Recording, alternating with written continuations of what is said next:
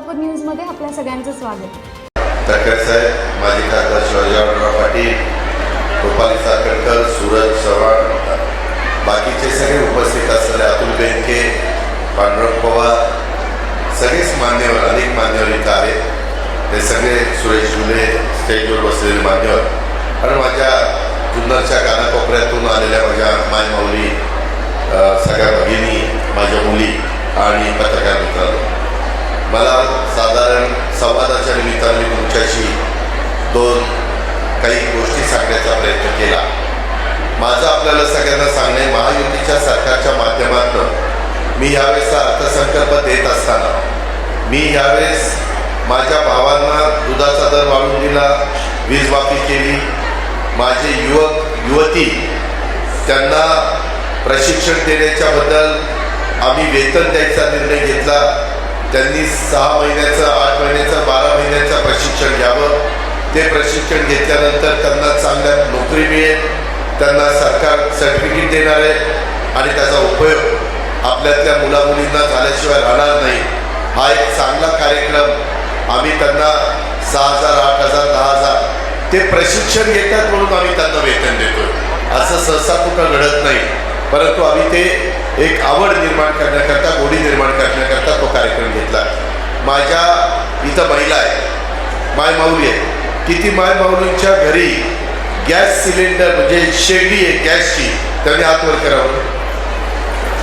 मधल्या काळामध्ये मला बऱ्याचशा माझ्या महिला भेटल्या आणि त्या म्हणल्या की दादा थोडंसं आम्हाला परवडत नाही. यावेळेस आम्ही महायुतीच्या सरकारच्या तर्फे तुम्हाला 52 लाख कुटुंबांना आम्ही साधारण दरवर्षी 3 गॅस सिलेंडरचे पैसे तुमच्या अकाउंटला टाकणार. तुम्ही ते 3 गॅस सिलेंडर वर्षातनं आमच्यातर्फे तुम्हाला भाऊबीज आणि दर महिन्याला तर 1,500 रुपये टाकणार. ते आता आलेले पण आहेत, त्याच्यात कुठेही आडकाठी येणार नाही.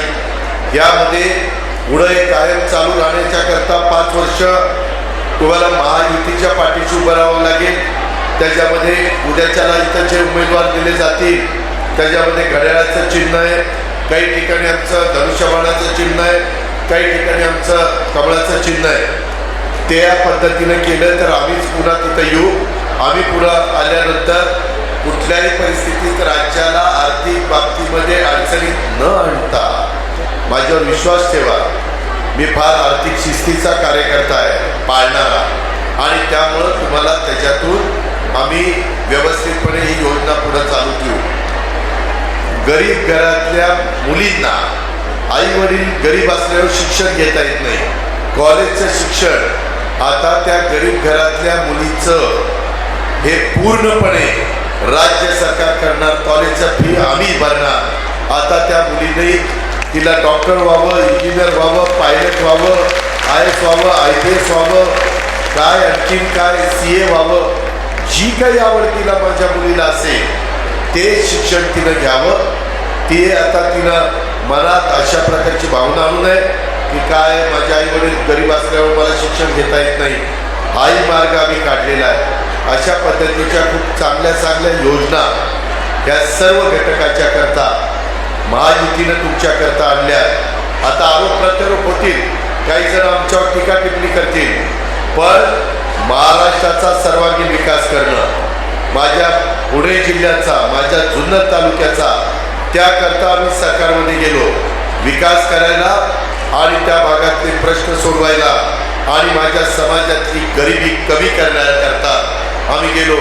सरकारमध्ये मी होतो म्हणून या योजना तुमच्याकरता देऊ शकल्या. आज महाराष्ट्रातल्या करोडो योजना, करोडो महिला ह्या असल्या योजनांच्यामुळं आनंदी झालेल्या आहेत, त्यांच्यामध्ये उत्साह आलेला आहे. त्याला अशाच पद्धतीनं सतत आपण पाठबळ देण्याचं काम करूया. आणि हा शब्द उद्याच्या भाऊबीजेच्या पार्श्वभूमीवर समोर बसलेल्या सगळ्या माझ्या मायमाऊलींना, सगळ्या माझ्या बहिणींना, सगळ्या माझ्या मुलींना देतो. आणि प्रचंड संख्येने आपण इथं आल्याबद्दल आपल्या सर्वांचं स्वागत करतो, आपले आभार मानतो. जय हिंद, जय महाराष्ट्र. माझं सोलापूर न्यूज या यूट्यूब चॅनलला सबस्क्राईब करा आणि बेल आयकॉन प्रेस करायला विसरू नका.